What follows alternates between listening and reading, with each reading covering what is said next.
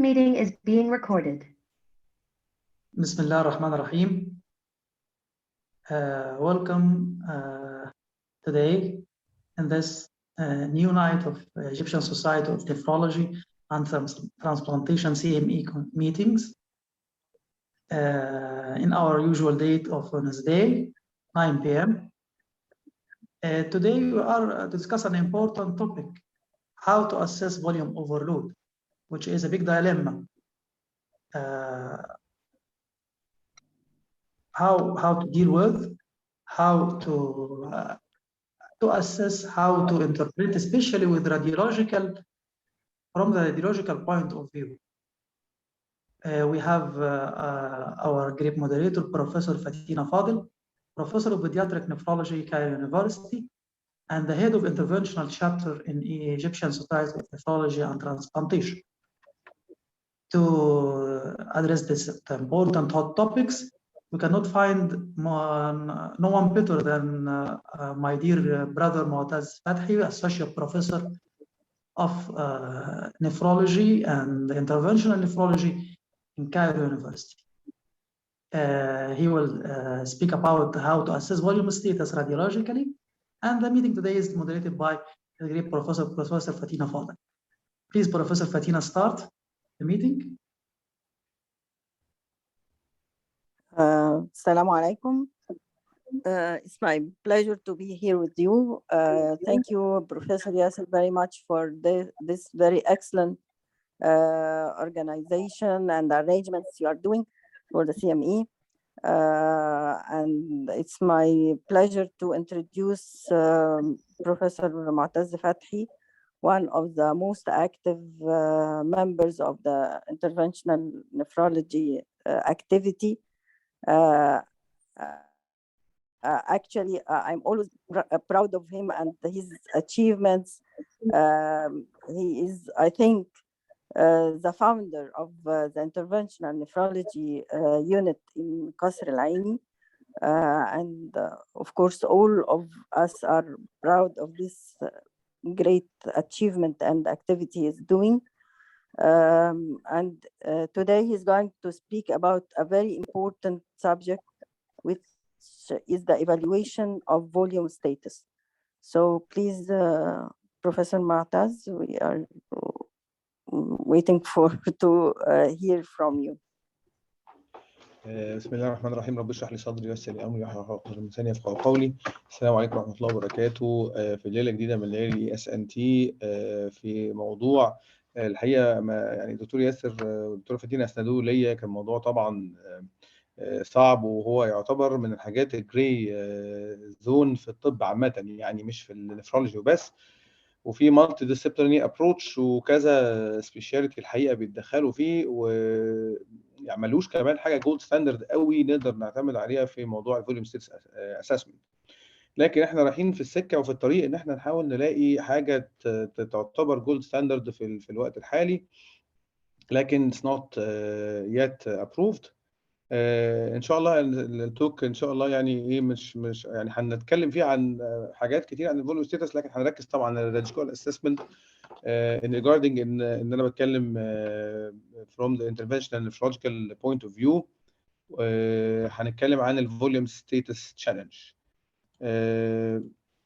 ايه هو ده الجول، هو الكروشال جول in clinical practice, especially in the absence of a gold standard test that is reliable and easily accessible to assist with clinical decision making. ليه موضوع الايفريم مهم؟ لان هو في العيان موجود بتاعنا في الاكيوت ستيج وفي الكرونيك ستيج، في الطوارئ، في الانتنسيف كير يونت، وفي الدياليسيس يونتس، زي ما قلنا في البيشنت اوبشن. لكن ان احنا نحدد فوليوم ستيتس اوف ذا بيشنت عشان هناخد بعد كده قرار ممكن ياثر عليه بعد كده يعني. فانا هنتكلم بره يعني في النفرولوجي وبره النفرولوجي شويه، لان الموضوع فيه كذا بوينت اوف فيو وكذا سبيشاليتي متداخلين معنا. زي مثلا في العيانين هارت فيلير، والعيانين عندهم كرونيك كيدني ديزيز، الليفر ديزيز، الهايبوناتريميا نفسها بتتقسم ايوفوليميك وهايبرفوليميك وهايبوفوليميك، the patient of sepsis, the patient with GI bleeding and GI loss.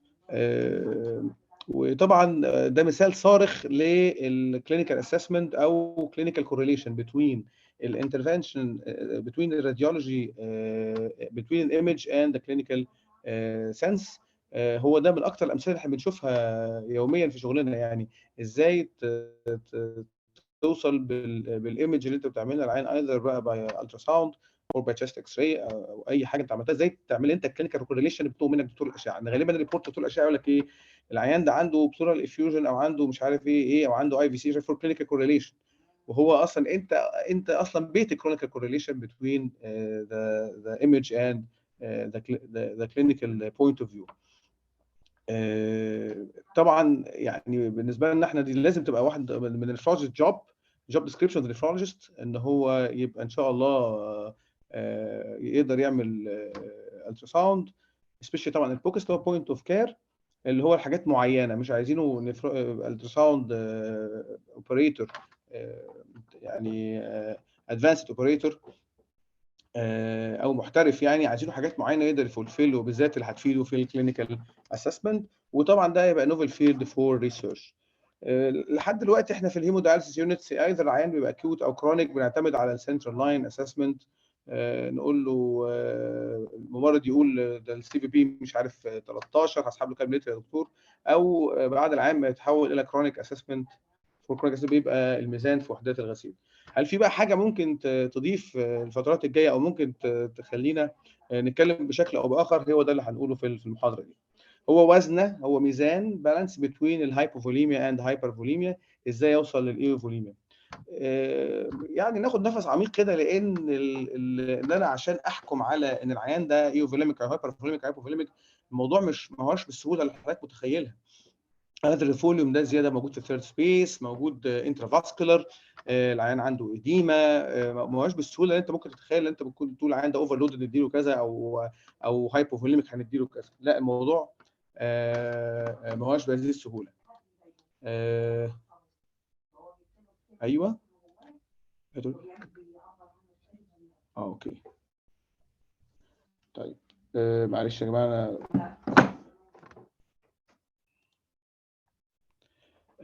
it's a matter of balance between the eupholemia and hypervolemia. معلش انا هتشنج عشان لو في حد من الحضور ممكن يكون عايز يحضرها بالانجلش، فانا هترجم المحاضره. It's a matter of balance between the hypovolemia and the hypervolemia reaching the euvolemic state.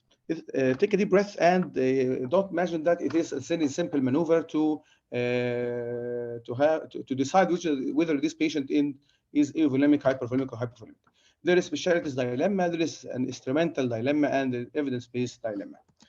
Simply, there is a crosstalks between different specialties that are dealing with volume status. First of all, neurologists, intensivists, internists, cardiologists, pneumologists, and nutritionists, and radiologists. When you pass by a patient in the ICU as a nephrologist, you are taking a decision for this patient will take a diuretic because it's a volume overload. The cardiologist may pass by the same patient after 2 hours and say that to the resident, no, the nephrologist is not, the decision is not okay, he is hypovolemic. So there is a multiple decision in the same patient because we are lacking a gold standard to deal with and to decide whether the patient is which in the volume state. There is an instrument dilemma. There's no a tool which is available and easy to use and non-invasive and accurate and can be repeated, unfortunately, till now. We're going to discuss this subject. Lastly, the evidence-based dilemma. Any evidence-based medicine is trying to apply one or two or three sentences about how to assess the volume status is easily criticized. We're going to say in this, we're going to say in this, or to deal in this presentation with how is everything or every single way is criticized to apply for having a good standard for volume status. Basically, we have the volume. We have a water content of the body is 2/3 of the human body. So if you have a 70 kilogram human being is 42 liters water content. A third is extracellular and 2/3 are intracellular. Regarding extracellular, it redivided in the intravascular, which responsible for the blood pressure, and the 3/4 of the other fluid is about intracellular, which is responsible for the patient to be dehydrated or not. In a brief, we are going to talk about history, physical examination, lab tests, and we're going to concentrate on the imaging and the new scoring systems. In the history, about if there any history suggestive of volume loss, history of weight gain, past medical history, the patient's cardiac disease, or history of heart failure. If he's having committed fluid balance, the patient is in the hospital for the last few days. What about the last few days balance? Daily weight, is there a good urine output or not? And there is a poor cardiac output or not. The physical examination, the posture pressure and blood pressure changes, the orthostatic blood pressure and pulse rate, orthostatic tachycardia, and orthostatic hypotension may be found when hypovolemia is suspected, but in the elderly, we can find the orthostatic hypotension without hypovolemia. Some patients are dealing with drugs, especially vasodilator drugs, that causes also postural hypertension, postural tachycardia. When you have an end-stage renal patient with rapid ultrafiltration, the patient is still hypervolemic, and in spite of being hypervolemic, he is having a low blood pressure and can suffer from postural pulse and blood pressure changes. So the blood pressure is not our pulse change is not our cannot be a gold standard. Regarding skin and mucous membranes, pinching the skin may be a sign to diagnose dehydration. But in the old age, the moist mucous membranes, tongue and axilla can make dehydration less likely, but dry is controversy. The elderly, when they become old, there is a degradation of the elastin by the normal aging process, so we can find some during pinching as if the patient is dehydrated and he is not, especially in the old age. The capillary fill time. The capillary fill time, compression on the nails, and it reappeared in 2 seconds in men and 4 seconds in women. It cannot diagnose hypovolemia, mild or moderate degrees. It can only diagnose a severe hypovolemia. So we cannot use capillary fill. Regarding jugular venous pressure, the appropriate bedside technique, the finding of raised jugular venous pressure can be used for examination finding with a patient with hypovolemia and cardiovascular disease. Although its absence does not rule out congestion. Of course, all our patients with recurrent catheter insertions with innominate and superior vena cava partial thrombose are all having congested non-pulsating neck veins. So we cannot rely on these neck veins to assess the volume state. S3 heart sound can be used to assess the volume state by auscultation. It needs a good auscultatory state to auscultate the S3 heart sound, and they need an experienced, trained doctor to be elicited. Lung auscultation, pulmonary congestion can be associated with abnormal added sounds, but this congestion or crepitations can be associated with atelectasis and pulmonary fibrosis, so it's not concise with volume overload only. Regarding lower limb edema, we can have lower limb edema with intravascular depletion. We can have lower limb edema due to varicose veins, post-thrombotic, etc., lymphedema, myxedema. So the lower limb edema can be easily criticized for the volume state. So this physical examination can be criticized easily to be put as a volume overload sign for our patients or any patients of any other specialties. Regarding laboratory tests, sodium plasma osmolality, hyponatremia, of course, you know the cause of hyponatremia. It's either hypovolemic, eovolemic, or hypervolemic. Similarly, high plasma osmolality is generally seen in fluid depleted states, whereas lower plasma osmolality can be associated with any volume state. So the sodium cannot be, we cannot depend on sodium or plasma osmolality. Meanwhile, serum lactate. Serum lactate is is linked with more the tissue perfusion, not the volume state. Also, other bit disorder, acidosis and alkalosis. Acidosis furthers tissue perfusion. I mean, it is linked with the blood pressure, and the alkalosis is related to intravascular depletion. So serum lactate cannot be a sign for, cannot depend on serum lactate. Regarding urea nitrogen and serum creatinine, cannot depend on the patient in the chronic stage. If the patient is having GI bleeding, he may have some sort of high urea. Some drugs are taken by the patient, like sulfamdexazole, can block the creatine secretion, though the creatine is a little bit higher, so we cannot depend on it. Some non-nephrologists use the ratio between the creatine and the urea as a standard to diagnose this. The patient is having volume depletion. No, it's a sign of the pre-renal state, not dehydration state. The pre-renal, whatever the cause.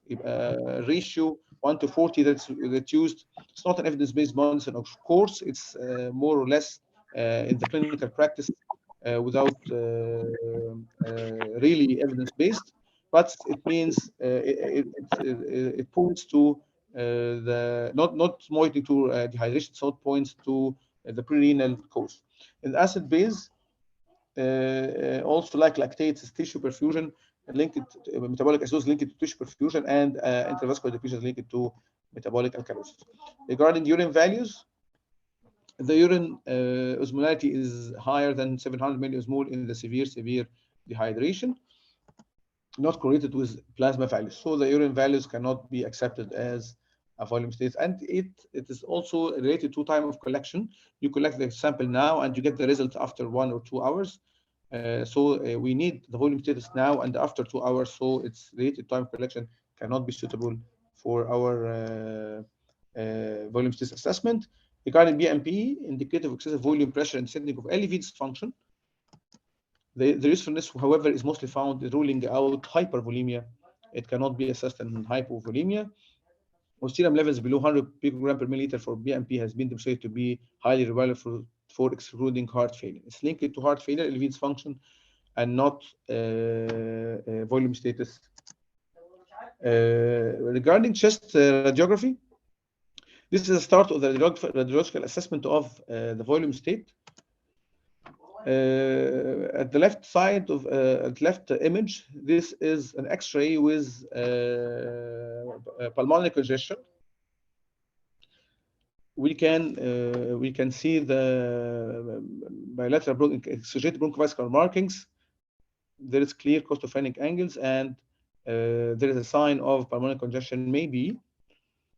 This X-ray can demonstrate right-sided pleural effusion. Maybe it's not a sure sign or sure investigation for right-side pleural effusion. This may be a mass. There may be a right pleural effusion, as you know. What about the CV line position? We can first of all, the CV line position is pointing to the right side state. It's not pointing to left side state. I mean right side congestion, right side heart failure. It's related to tricuspid valve disease, tricuspid valve incompetence. It's related to pericardial disease. It's related to restrictive heart disease. It cannot be a sign of the whole body volume state. So the tip of the central line, if it's too high or too down, it cannot assess the number of central line readings. If we have in the central line this upper part of the lower part of the nominal vein or the upper part of the spleen vena cava, it will give a lower reading than this catheter tip part in the right atrium, or maybe in the right ventricle would be higher, falsely higher. And I again repeat that this central line reading is a shadow of the right side assessment of the heart. It has nothing to do with the left side or LV dysfunction. We may have an acute pulmonary edema with normal central line, with normal CVP measures if the pulmonary edema is very fast. The CV kink, it may demonstrates a very high readings, although the patient is no signs of congestion and so. So the X-ray can points whether the CV line is reliable or not. And also the CV line may be mal-directed to the other side. This is the right jugular vein, right inner vein. And it passes to the left innominate vein. So this kink will give us a higher reading. This also another central line will miss direction. Subclavian catheter towards northward. Subclavian is going to the internal jugular, so we cannot depend on the central line readings in this issue. What about the point of care ultrasound? This is the new issue we are dealing with to evolve this technique or this machines now to be integrated or involved in our clinical practice. What is the ultrasound? The ultrasound is an investigation? No, it's not an investigation now. 10 years ago, the ultrasound is an investigation. Now it's not. It is a skill. In every hospital in Egypt, in every unit in Egypt, we have some ultrasound clinicians can do ultrasound and others cannot. This is the stage we are now in. The coming part of the coming stage is it will be a part of extended physical examination. It will be a part of our exams. It will be a part of our link between the patient, between us clinicians and each other by sending the data of the ultrasound to each other, and the patient can by himself can send his data by ultrasound. This is the new, it's not new now, this is the wireless ultrasound machine, and this is the new generation of the machine linked to the mobile ultrasound. It can be operated on the the Android system or the Apple Store. This machine is having the image with the mobile in the same machine. And this is the comic means that the patient will examine himself. He may say to you, I'm having ascites, I'm having some water in my abdomen, I'm overloaded. The new wireless machines will be easily introduced in our practice because it's handheld, easily to be trained. Inshallah will be available in our units and the Egyptian market. It's linked to mobile ultrasound, mobile app, or will be linked to a tablet by different frequencies to able to do different examinations, either examination of the AV fistula or examination of the parathyroid glands or the examination of the chest. In our practice, inferior vena cava diameter is collapsibility and collapsibility index can be assigned. Criticizing this part, the IVC is, as you know, is linked to the right side of the heart. It can be dilated in spite of having right side heart disease or restrictive or cardiac amyloidosis or so. So we can have an IVC is dilated. If you're not a good sonographer, you can miss that there is an IVC thrombosis that can be canalized. You can miss that IVC is compressed. The IVC per se is not a part, alone can identify volume state. This is the comet tail and the B lines that can listed by chest ultrasound. The comet tail, the B lines is the denotes that we have a pulmonary congestion or pulmonary edema or ARDS. The IVC assessment, collapsibility during respiration can be easily obtained by using cardiac or abdominal probes at the subcostal area across the middle line. This examination was found to correlate fairly with volume state and performs more accurately than physical examination.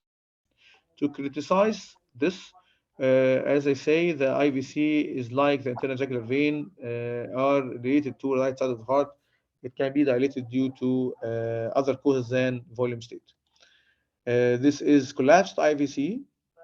This is the liver. This is the heart. That's all the superior part, the inferior part of the body. This is IVC's collapse during inspiration, and this is IVC dilated.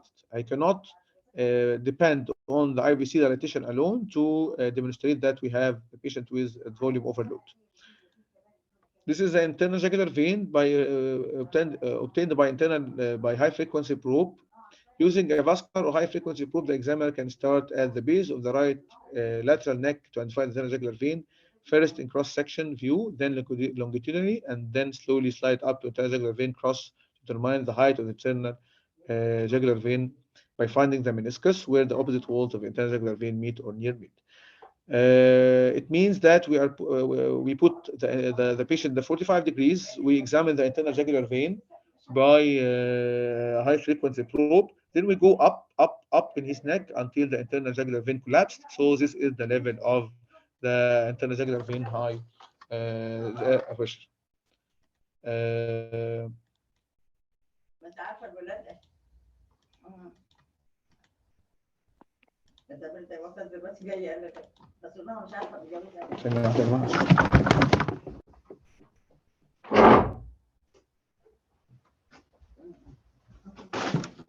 معلش أنا آسف معلش. Okay, let's go to the chest ultrasound. The chest ultrasound is replacing the regular stethoscope, the chest X-ray, and the probe of by the probe of the ultrasound. This is the clinical examination by the Clavicular ultrasound. You see the lines we can examine: the parasternal line, the mid and lateral clavicular line, anterior middle and posterior axillary line, lateral and medial scapular line, and paravertebral line. These lines are, if you remember, is linked to the lines of the percussion. You know, you can remember the examination, parasternal, percussion, and so on. This is the same parts I can put the ultrasound to elicit the view. This is the mid axillary. This is the baseline, the image, a pleural line, two rib shadows. This is the skin, subcutaneous tissue, and the muscles. This is a pleural line. And the pleural sliding. There are two main lines. These are the basic practice of the chest ultrasound. This is the normal interface of the air in this this alveoli. Whenever the alveoli is inflated, we have no water inside it or outside. It results in this normal interface, normal air lines. I mean this. Other B lines, when we have water, would have a fluid inside the alveoli or outside the alveoli, the interstitium. The normal A wave is lost and is replaced by the B lines, which is called the comet tail. Things to remember that this B lines is related to the left side of the heart, not the right side at the central line. I've said before. This is a sign of pulmonary congestion. What is what this chest ultrasound can help you? It help you in volume status regarding pulmonary congestion. It can diagnose pneumonia, pneumothorax, pleural effusion, pericardial effusion, and diaphragmatic paralysis. When we see this X-ray, we can say many other diagnoses: right side effusion. We can say pericardial effusion. By the chest ultrasound, we can see a definitive diagnosis of pulmonary congestion.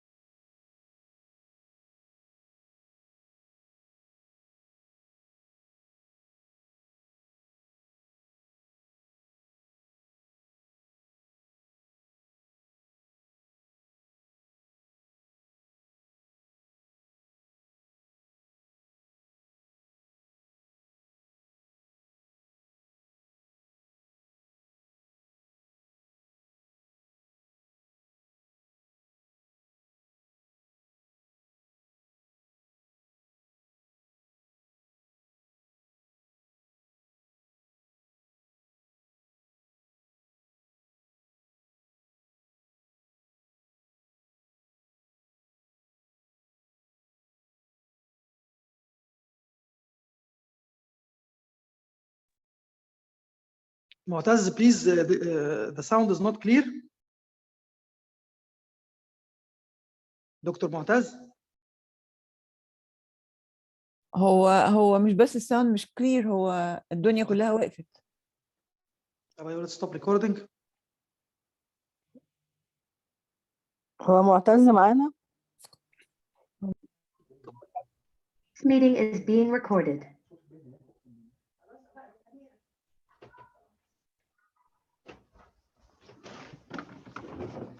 معلش يا جماعه انا اسف جدا ما خدتش بالي من اوكي كده خلاص الصوره تمام. تمام يا دكتور معتز. طيب. Yes, it's clear. Go ahead. Okay. Regarding the IVC assessment, we are having a problem in the IVC assessment of the volume status because the IVC is linked to the right side. It can change in diameter and collapsibility with any tricuspid valve disease or restrictive heart disease or pericardial disease. So we cannot depend on the IVC alone. As we see in our presentation, every single mode or a single part of the presentation can be criticized to be used alone as an indicator of a volume status. This is the point we must know from this presentation. Of course, by low frequency probe, the 3.5 megahertz probe, we can find this IVC collapsed or during inspiration. There is no congestion, and this is a dilated IVC diagnosed by the midline ultrasound. And I repeat again, we cannot depend on the IVC alone because it's widely used now in the critical care settings in the nephrology units to depend on it in IVC alone. So we must know that IVC is not alone can used for diagnosis of the high volume states. Also, this can be applied for the internal jugular vein assessment. We can examine the internal jugular vein in a cross-sectional mode in the neck. The patient 45 degrees, as if we are examining the patient in the clinical setting. But this time by the probe, we can elevate the probe high up in the neck slowly until the internal jugular vein collapse. This is the level of the congestion.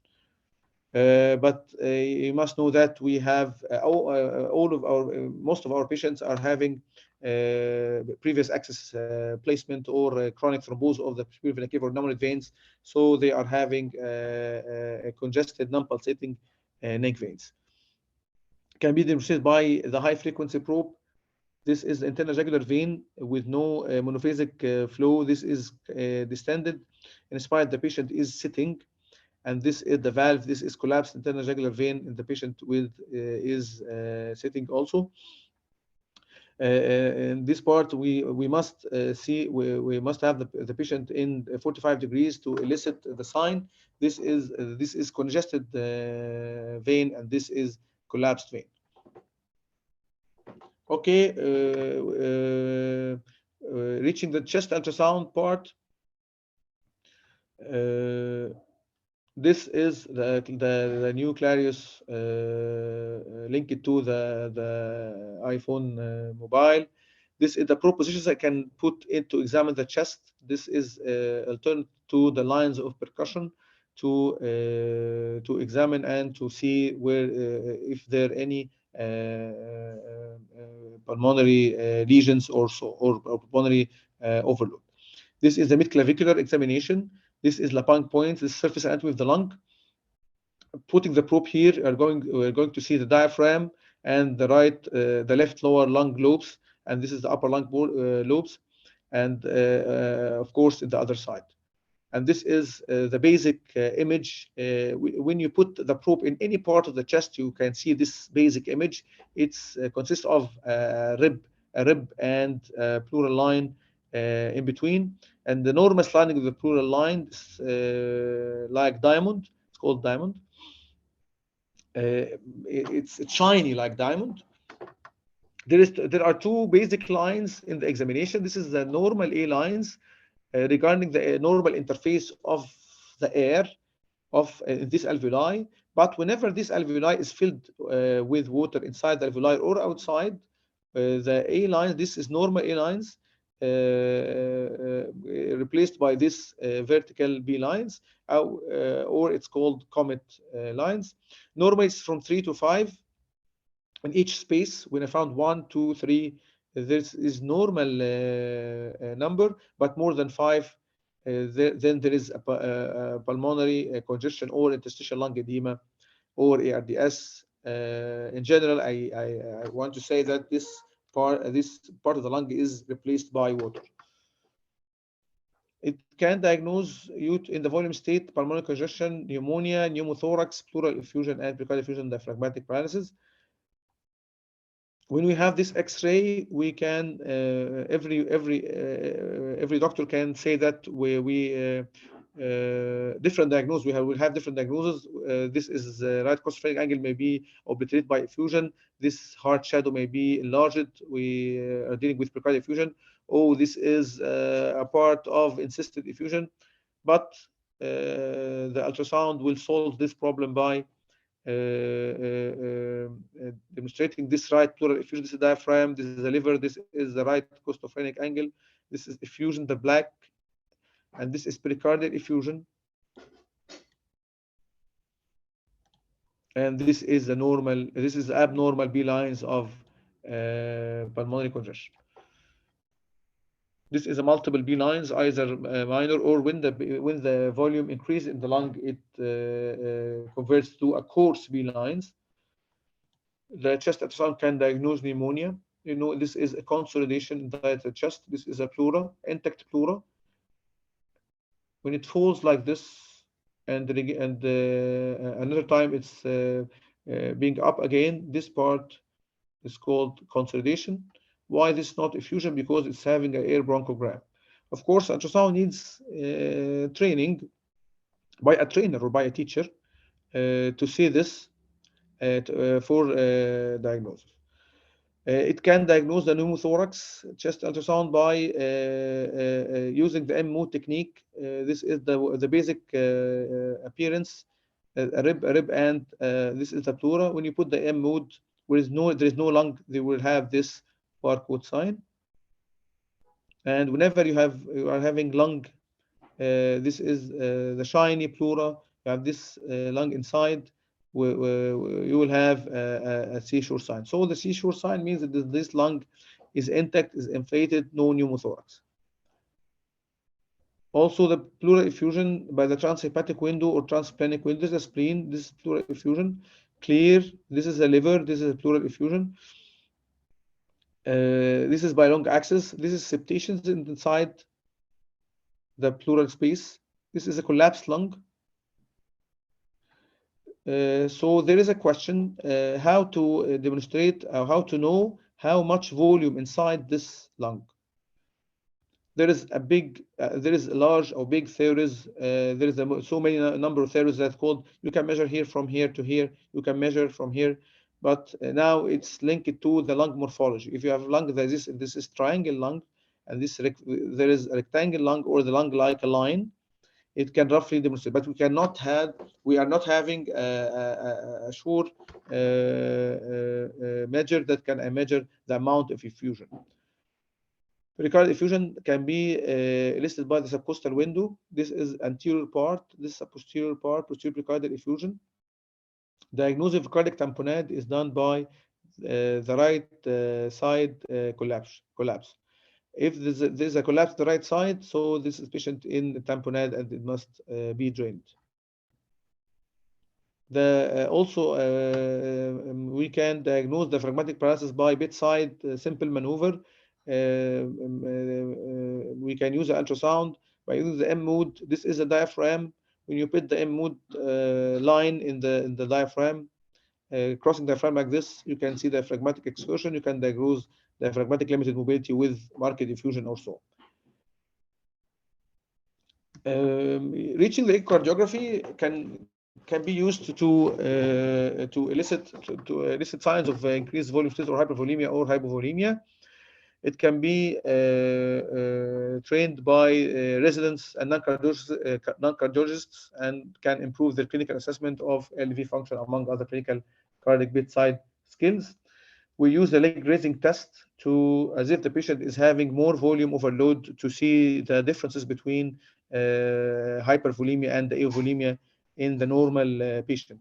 So when you having a course for echocardiography, we are teaching our candidates by leg raising test in a normal patient, in a normal candidate, examination during leg raising and during lying supine to demonstrate the difference between the hypervolemia and the normal, the euvolemic state. And this is cardiography that can demonstrate also pericardial effusion, that can demonstrate before by the low frequency probe, I mean the ultrasound probe. And we can do also intervention. This is the right side collapse, this impending tamponade by subcostal window, by apical window. And this is right side dilatation, but the RV strain is linked more to acute pulmonary accidents like acute pulmonary embolism or acute bilateral pneumothorax, any acute chest condition related mechanical chest condition, I mean, like acute pulmonary embolism or bilateral tension pneumothorax is diagnosed with RV strain. So we cannot use the RV strain to elicit or to point for the patient with hypervolemia. Also, we can use the Doppler in the renal vessels and the carotid Doppler to know if there is a normal perfusion of the kidneys or there is a hyperperfusion. How? When we are dealing with a low volume state, we are having a vasoconstriction within the kidneys and with the soft tissue organs, the kidneys and brain and spleen and so. So we are having a vasoconstricting state inside the kidney, so we'll have a high resistance index.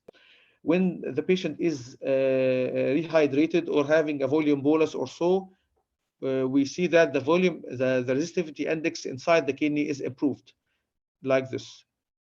This is normal wave of the kidney, normal diastole, a normal systole. There is a peak systolic velocity minus end diastolic velocity over the peak systolic velocity is called resistivity index. This is a normal resistivity index. Whenever we are having a state of dehydration, there is a vasoconstriction of the renal vessels, so we will have this wave, which is called a high frequency wave, no diastole, so the safety index will increase. So the safety index can be used to diagnose renal hyperperfusion and not a volume state, not volume state alone. We can diagnose renal hyperperfusion by high resistivity index either in the carotid, in the renal vessels, carotid and carotid Doppler. Regarding hepatic Doppler, hepatic Doppler, understanding the spectral Doppler waveform of the hepatic veins and in health and disease. This is published in the last 2 years, within the last 2 years, to describe how is the Doppler waveform of the liver can be linked to the volume state. It's like the IVC examination. We put the pulsed wave over the hepatic veins, and we can have these waves. This waves is described like this. These are 4 waves inside the hepatic veins.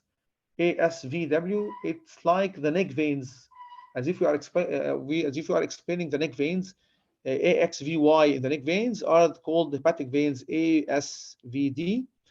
The wave above the line is going to the liver, and the wave below the line is going to the heart. And this figure can demonstrate how these waves can change. These waves can point that the patient is overloaded. Using hepatic veins is promising tool with the IVC, with the other maneuvers to elicit the volume state. So it's a matter of 4 waves in the hepatic vein Doppler. It's a venous Doppler that is phasic with respiration. Simply this wave, this phasicity with respiration is lost whenever there is a volume overload. So when you lost these waves, we are dealing with a patient with hypervolemic state. The portal vein Doppler cannot be used to elicit the volume status because the portal vein is starting with capillaries and ends with the capillaries. It has nothing to do with the central circulation. So the portal vein Doppler examination cannot estimate or cannot sign for the volume state. What about the scoring system? So we reach a point that all the previous points or the previous slides have failed to describe which is the best way to demonstrate the volume state. Can we use some of them with each other to have this volume state is solved? This is a VEXAS score, venous excess ultrasound grading system. We can use more than one tool. It's from 0 to 3. You can use the hepatic. They put the portal vein, they put the renal Doppler within one score and giving grades to the hepatic and the portal and the renal grading system. And whenever you have plus, of course, IVC diameter, and whenever you have a high score, it points to hypervolemia. Whenever you have a low score, it points for hypovolemia. Limitations. The conclusion: the protocol has limitation, even though it estimates volume states well. The score does not specifically identify the source of venous congestion. It has been recommended that the VEXAS score could not be used exclusively, but rather as an adjunct. Emergency physicians still need to clinically assess the patient to determine the correct underlying cause of venous congestion. So, unfortunately, the VEXAS score cannot be used also in the volume state. It's defective. There is a PCQP score. It's described by the Indians for the volume states of acutely ill patient, integrating vascular pedicle width. This is a chest X-ray finding. Vascular pedicle width, a chest X-ray, the caval index, IVC collectivity index, respiratory variability of the hepatic vein of the QR, and QRS complex and R wave amplitude of the ECG. It integrates X-ray with ultrasound and the ECG to reach, and unfortunately, this way of integrating multiple investigations to each other to reach the volume states, I think it does not work to point whether there is hypervolemia or not. This is called PCQP score. Other scores, this is a lung ultrasound score. It demonstrates the B lines plus the presence of effusion plus the presence of B lines upward in the upper lung zones and lower lung zones. This is an echo comet score, also can be used, but it does not point to a definitive value for definitive tool for volume state assessment. What about the coming slides? We are going to talk about what is the gold standards of volume state assessment. The gold standards are not gold.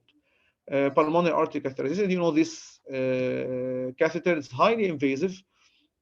I could not put it on an outpatient basis in our patient dialysis machines. I cannot put this patient to know whether there is a high volume overload or not. Also using a transpulmonary thermodilatation to know the thermal changes during cardiac output, so I can diagnose the high volume state. Also, it's a very invasive procedure, cannot be done except in the highly indicated critically ill admitted patient.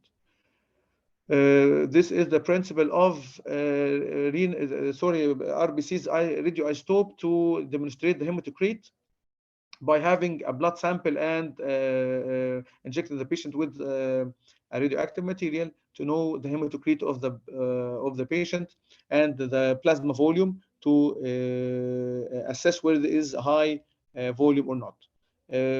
Blood volume are done in serial intervals. Serial samples allow estimation of translation from the intravascular space into interstitial space. Blood volume is then determined the blood volume analyzer, and the plasma volume is F to F cell ratio peripheral hematocrit and to the whole blood hematocrit. What about the impedance? The impedance is like the ECG electrodes put in the different parts of the body to exploit the difference in resistivity and distances between extra and intracellular water to calculate approximate volume state when a current is applied. You use a current in the body between 2 points, and this current moves within the extracellular part, extracellular water and intercellular water by different velocities, so it can be calculated to approximate the volume status, the cardiac output, and the body fat. Also, this is a cardiac impedance.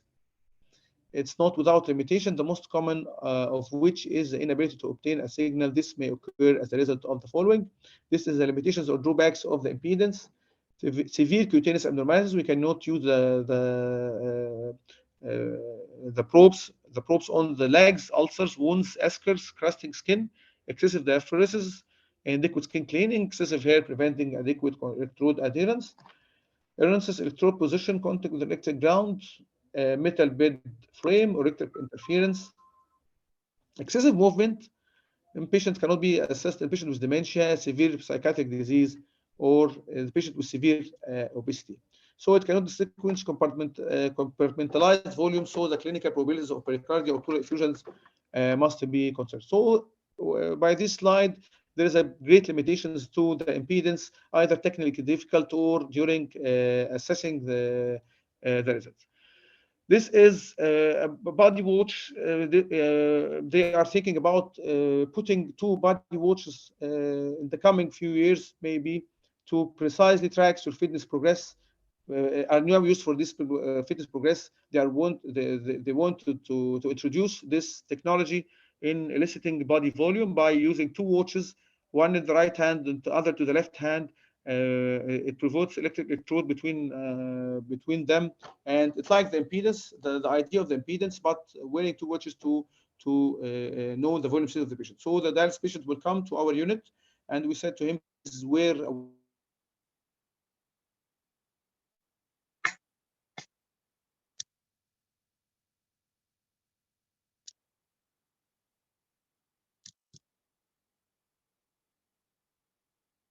Thank you, and thank you for letting me have this great chance to apply this difficult subject. I try to deliver it from the history point of view, examination, lab tests, radiological point of view, and gold standards, which are not gold, as you see. And at the end, I'd like to thank you. Thank you, really, Professor Moataz, for this very heavy meal. And your excellent lecture illustrating various methods of volume assessment. Professor Fatina? Yes, Professor. Yes, thank you, Moataz, very much for this very informative and clear presentation. And we open the discussion if any questions. We have no questions in the chat yet. Professor Umayya Hasabullah wants to comment. Thank you, Moataz, very much for this presentation. But at the end of the day, you didn't give us a gold standard for judgment, of course. So everything has got its limitations, as you mentioned. And apparently we have to use all the variables together. We have to combine the variables so as we can to help in telling us the situation exactly. But of course, definitely there's a pivotal role for the sonar, of course, and the lung sonography. So I wonder what you recommend, Moataz. Of course, the examination is an important part in spite of its limitations. But after the examination, what would you do exactly to try to determine the fluid status? Moataz? Professor Moataz? He is unmuted. He is muted. Professor Moataz? He is muted ولا هو في مشكلة في النت برضه؟ Still he has a problem.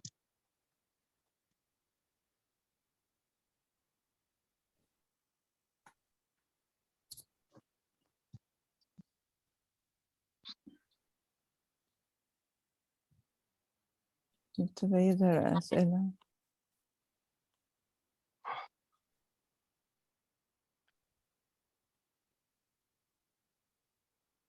I really have many questions for Moataz. اتفضل. معتز سمعتني ولا did you hear me انا سامعك انا سامع حضرتك دكتور مي، اتفضلي يا فندم، سامع حضرتك.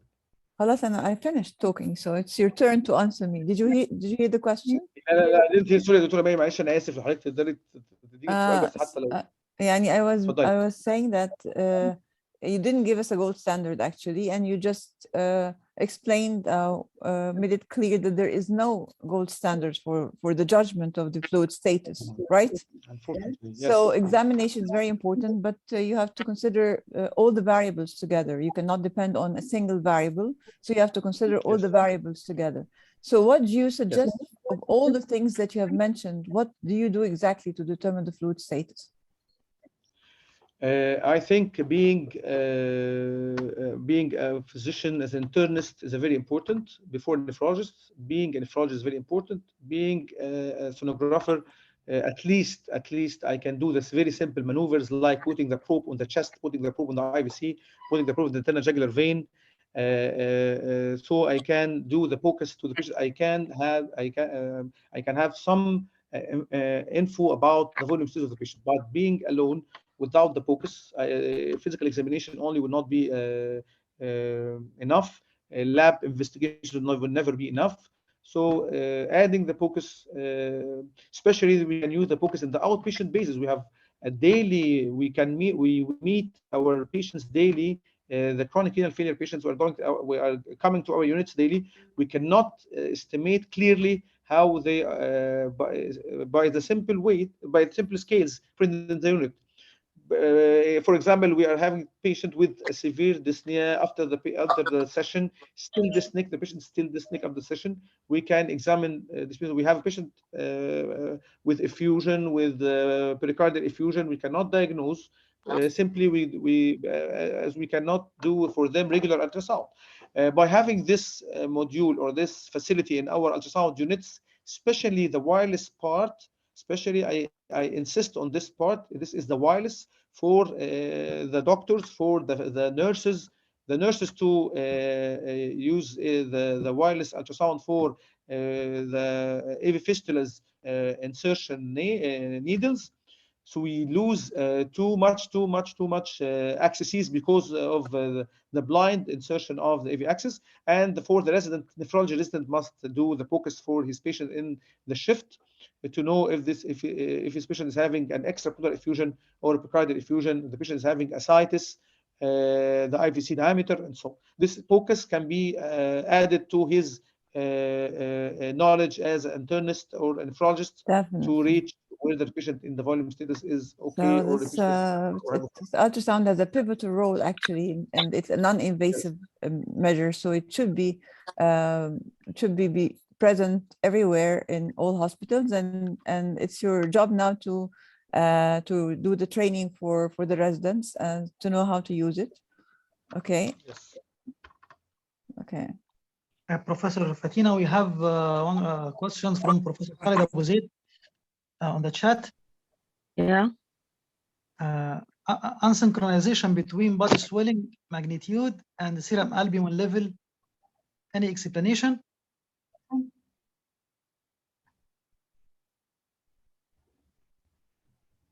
Huh? Moataz? Professor Moataz? Yes. Yes. We have a question on the chat. Unsynchronization between body swelling magnitude and the serum albumin level explanation. And another question about the hepatic vein image, not affected by hepatic condition, as in case of liver cirrhosis and hepatic focal lesions. Finally, he wants you to augment or his opinion in blood pressure measurement and edema and lung auscultation. At the end is the gold standard for assessment of volume status. These are three questions from Dr. Khalid Abu Zaid. Okay. First of all, there is no link between there is no obvious link between the serum albumin and the volume overload. Regarding, we are speaking about an acute condition or a chronic condition. If our patients are coming to our units are all overloaded with no hypoalbuminemia, this is the case in the chronic events. Regarding the acute events, the patient is on IV infusion in the critical care settings, so they may have some sort of hypoalbuminemia or so.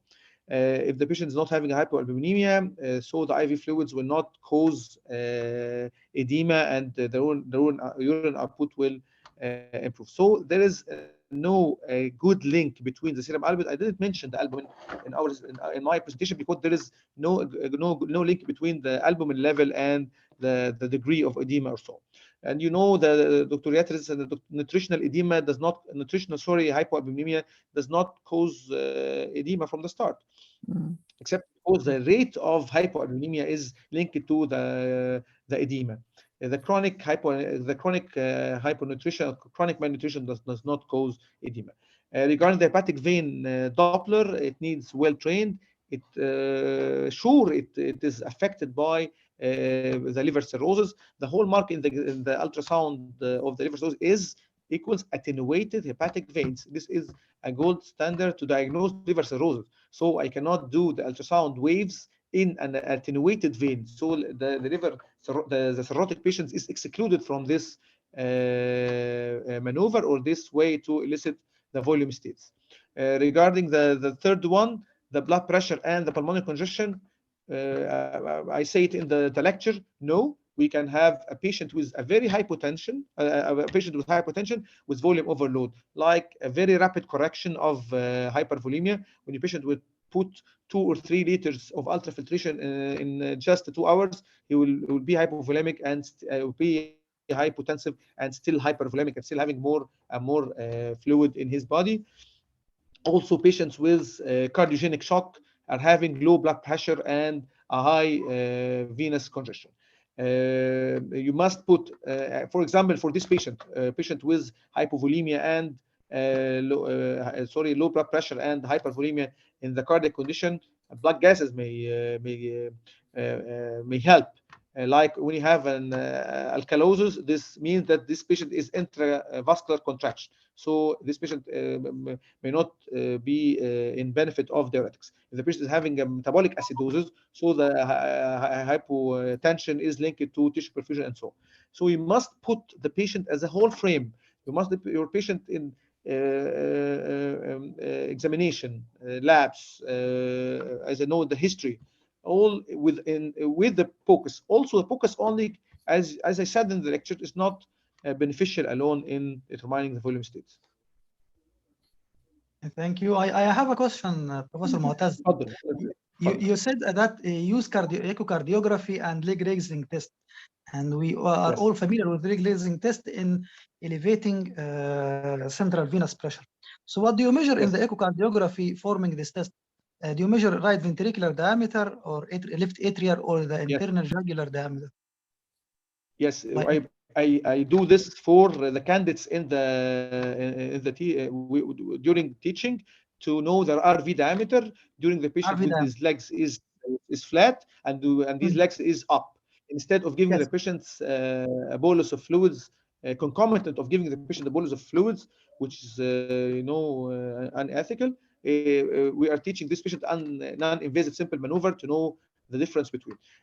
Also, I say this, that it's a simple way to, by echocardiography, to know if there is any volume overload.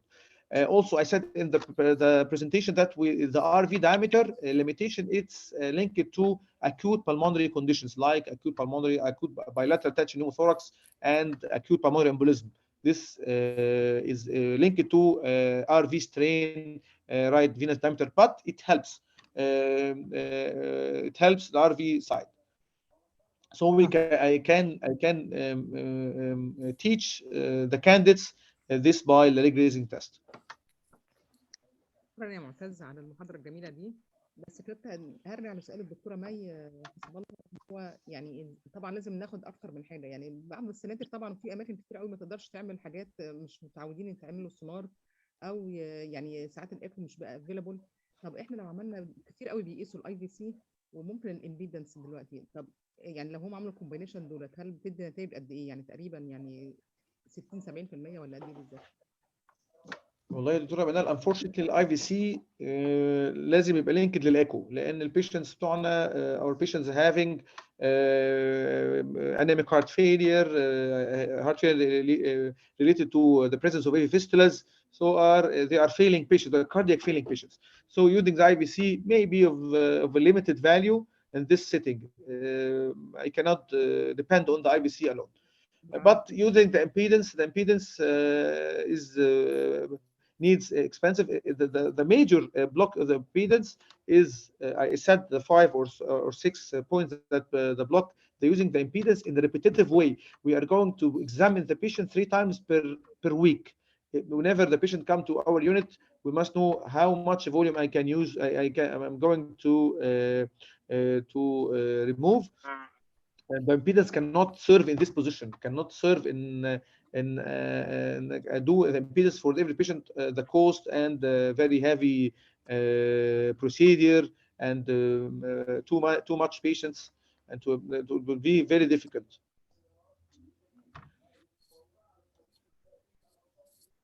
I think we have questions in the chat.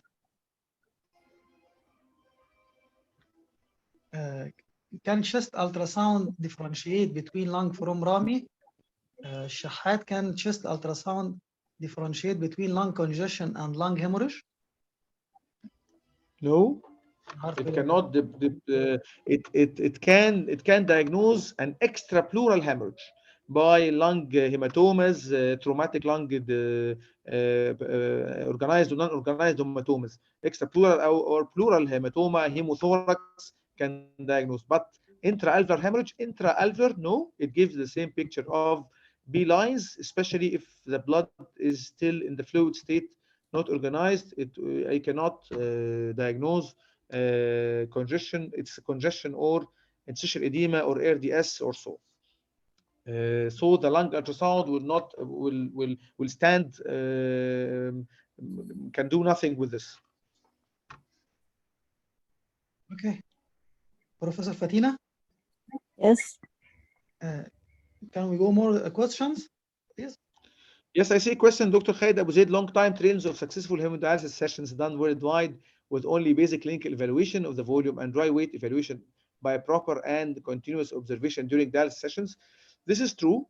This is true. I can say this is true. But when we add some modules to the doctor or the ward doctor, the unit doctor, the sessions I think will be better. We have a lot of patients with cramps on the dialysis sessions. A lot of patients with hypotensive episodes that the fistulas can occluded with a single hypotensive episode in the dialysis session, simply due to the patient is withdrawn a lot of volume, so the blood pressure drops and he loses AV fistulas.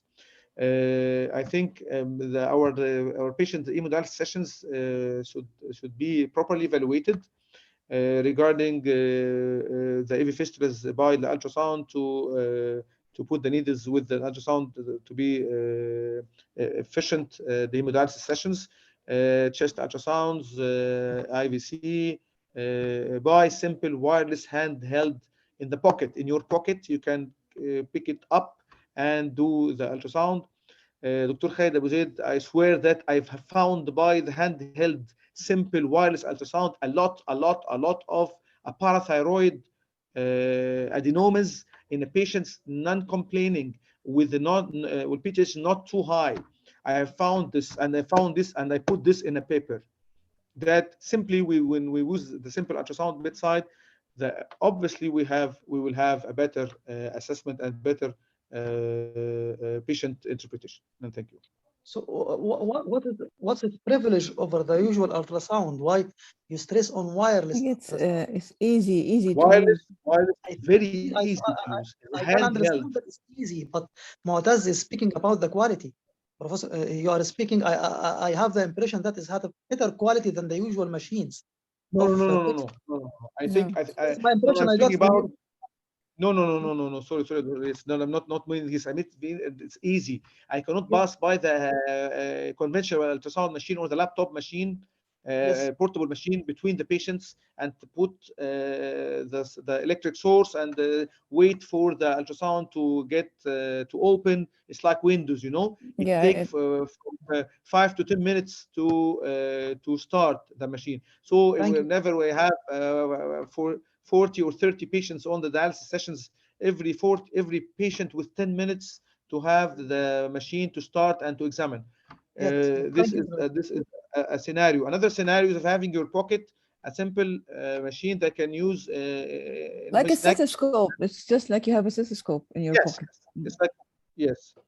Thank you for clarifying. Where I found a parathyroid masses over you can all imagine by this simple handheld wireless present in the Qasr Aini diagnostic and intervention nephrology section we have now. Okay, another the usual question or the usual dilemma raised by Dr. Rami Shahat. Left side lung congestion, although the patient is dehydrated, which the patient is congested or dehydrated, caused by cardiac dysfunction, leading to disagreement between cardiologist and nephrologist. How to solve this dilemma? The patient and he speaks usually about the patient of tricuspid regurg, right ventricular dilatation, the usual patient we face every now and then in our ICUs and in our dialysis patient. This patient is dehydrated or hypervolemic, and I think you are to repeat the lecture again answering this question. So please summarize your answer.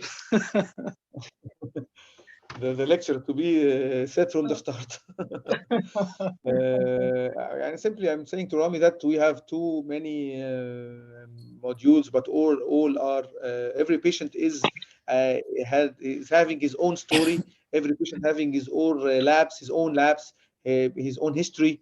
You must, and by the way, this is difficult to learn all this to a radiologist. By the way, I'm not against the radiologists, but when you add the ultrasound science to the clinician, the benefits, it will be a great benefit.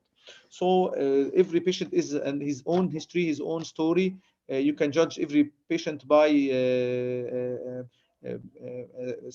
try to be more simple, try to be non-invasive, try to repeat, and every patient story will differ from another story, like the fingerprints. Every patient is fingerprints. I have a question about lung ultrasound. Can it diagnose early congestion, or we must wait that the patient have lung congestion, not simply starting more than 5 curly V lines? It can diagnose early congestion. I think the patient excuse me. Yes, the patient with early volume overload does not have lung manifestations at the start of the process of volume overload.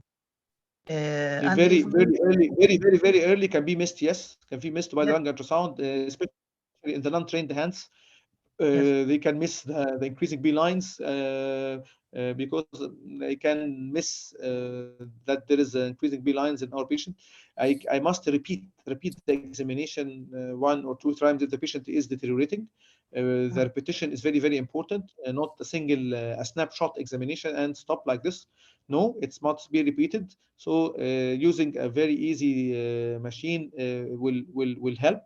But can miss very early congestion. Yes, yes, maybe. I mean that the B lines. Do you mean that the B lines are present in this early stage, but we are not to miss, but are not present? Yes, maybe missed. Yes, maybe missed. The Okay. B lines may be missed. Normally, the B lines, by the way, in the lower lung lobes are more than the upper lung lobes. The more upper lobes is more inflated. So we do not have too many B lines. The upper lobes have. And the lower lobes more than. This is by the way. So when you examine, you must examine at the same part you've examined the last time to demonstrate. Do not use this time below the clavicle examination or paraclavicular or in the upper lobes. Then examine the lower lobes. No. The lower lobes is by default is having more B lines than the upper lobes. The more the lower parts of the lung are more congested than upper.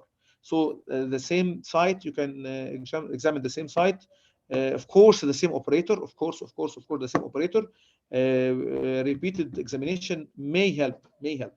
but by the end, at the end of the day, the B lines cannot demonstrate fluid overload only.